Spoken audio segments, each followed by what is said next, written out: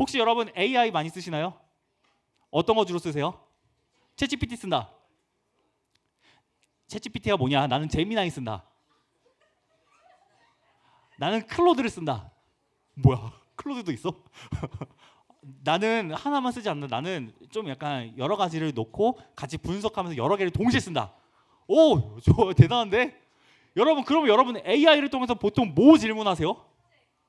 뭐.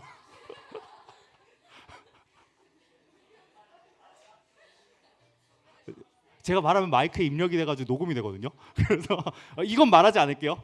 혹시 여러분 또 저거 방금 그거 말고 뭐 물어보세요? 제가 옛날에 AI한테 이런 거 물어보는 친구를 봤습니다. 연애 상담이요. 비웃지 마세요. 진짜 이거 되게 진지한 일이에요. 그리고 저는 그게 꽤나 좋은 거라고 생각을 합니다. 왜냐면은 왜 여러분 친구들 연애 상담 해봤어요? 많이 해봤겠죠. 근데 많이 해봤는데 여러분 연애를 해본 적은 있으세요? 없겠죠. 보통 연애 상담을 잘하는 친구들의 특징이 뭐냐면요, 남의 연애에 대해서는 빠삭해. 근데 지 연애를 못해. 자기 객관화가 안 되는 거예요. 보통 그래요. 사람이 자기 일에 대해서는 자기 객관화가 정말 안 됩니다. 그래서 내가 이렇게 뭐 잘한다고 생각을 하는데 남들의 눈이 볼 때는 그렇지 않은 경우들이 많습니다. 연애도 비슷해요. 그래서 저는 AI한테 이런 상담들을 받는 게 나쁘진 않다고 생각을 합니다. 근데 여러분, 그렇게 AI에게 상담을 받았었을 때 좋은 것들도 있지만 최근에 그런 연구 결과가 있어요. 뭐냐면요, AI 정신병이라는 게 등장을 합니다.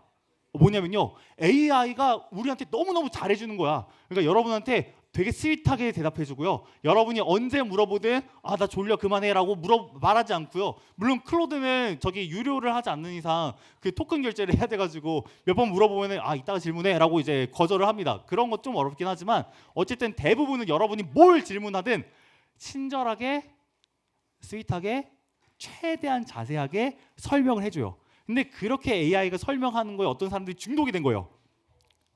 그래서 거기에 푹 빠집니다. 그 결과 AI가 이 사람이 거짓된 것들을 설명하는데 분별을 못하는 거예요. 그러면서 사람들이 점점점 더 외로움을 느낍니다. 점점점 더 목말라해요. 그리고 어떤 경우에는요, 이러한 사례도 있었다고 해요. AI가 하는 말들을 이렇게 듣고서 그래, AI는 기계가 아니야. 얘는 신이야. 그리고 나는 신의 음성을 듣는 무당이야.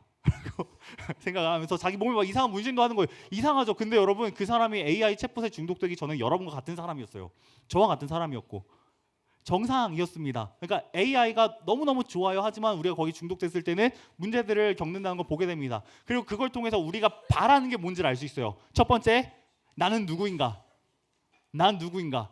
여러분이 던지는 질문들을 잘 살펴보면요, 여러분들이 필요한 질문들을 던지겠지만 결국 여러분이 어떤 사람인지를 계속해서 물어보는 것들도 있습니다. 그리고 한번 나중에 이거 해보세요. GPT한테 GPT야 혹은 제미나이야, 지금까지 내가 했던 모든 질문들을 기억하니? 질문해보세요. 그러면은 당연히 기억한다고 대답을 할 거예요. 그러면은 그 질문을 토대로 난 어떤 사람인지 그림을 그려줄래? 하잖아요. 그러면은 기가 막히게 그립니다.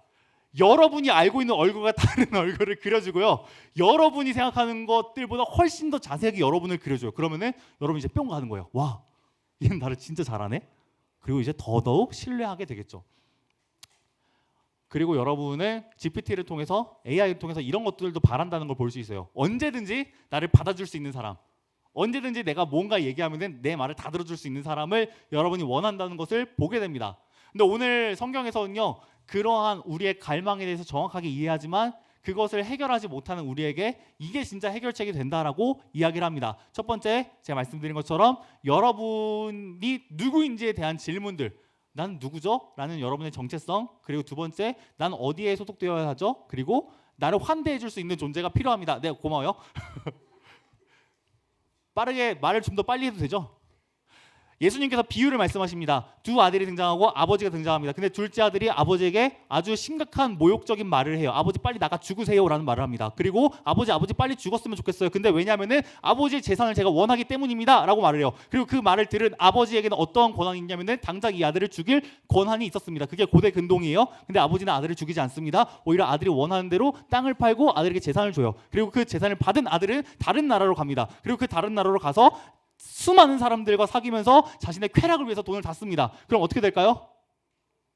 거지가 되겠죠. 거지가 되면 여러분 어떻게 되죠? 여전히 사람들이 나를 좋아해 줄까? 아니겠죠. 아들은 결국 모든 걸 잃고 사람들도 잃어버립니다. 그러고 나서 아들은 이제 슬퍼하며 생각하죠. 무엇을 생각하냐면요. 아, 아버지 집에 있었을 때가 좋았구나 하고 그가 아버지 집을 그리워합니다. 그러면서 이런 결심을 합니다.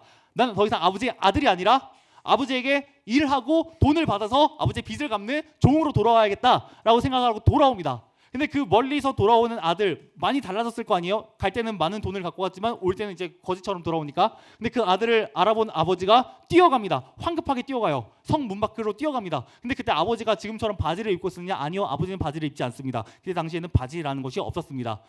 남자들도 치마 같은 걸 입어요. 근데 그 치마를 입으면요 무슨 일이 발생하냐면은 뛰면은 치마가 펄럭펄럭거려요. 그럼 이제 하체가 다 보이게 돼요.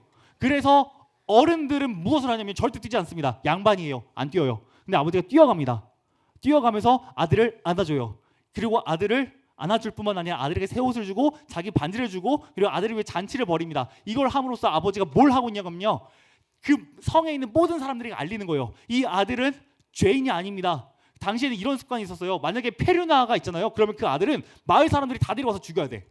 왜? 우리 아들도 그럴까 봐. 우리 집도 그럴까 봐. 그래서 아들을 죽이려고 하는 사람들이 있다는 것을 알기 때문에 아버지는 내게 정말 많은 죄를 지은 아들이지만 그를 받아줍니다. 그리고 그를 다시 아들로 삼아줘요. 이 모든 걸 함축하는 의미가 뭐냐면요. 안아주는 거예요. 안아주는 거예요.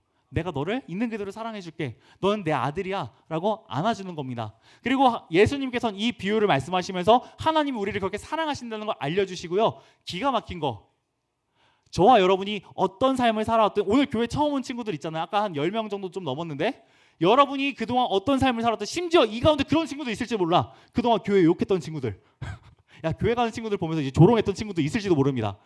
있나요 혹시? 있어도 손은 들지 마세요.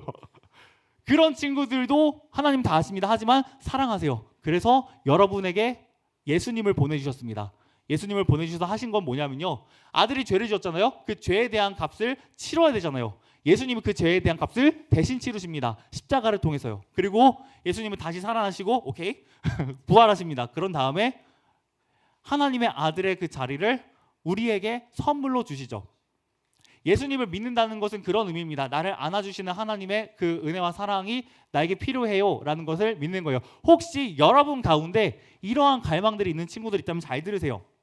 나는 내가 누군지 더 알고 싶어요. 사람들이 날 이해해주지 못하는 것 같아요. 나는 누군가가 나를 따뜻하게 받아주는 걸 필요로 해요. 오늘 여러분 들어오시면서 선생님들이 여러분 따뜻하게 환대해주지 않았나요? 그렇죠? 뭐야 이거? 나 처음 보는 사람 아니야? 근데 너무 여러분에게 따뜻하게 해주잖아요. 예수님은 여러분에게 훨씬 더 따뜻하게 대해주십니다. 그리고 우리에게 그게 필요해요. 예수님은 우리에게 그것을 그저 선물로 주십니다. 필요한 건 뭐냐면요, 여러분이 그걸 인정하는 것뿐이에요. 자, 설교 마치겠습니다. 예수님께로 오세요. 이게 마지막입니다. 그래서 여러분이 제가 그 예수님을 믿었으면 좋겠습니다.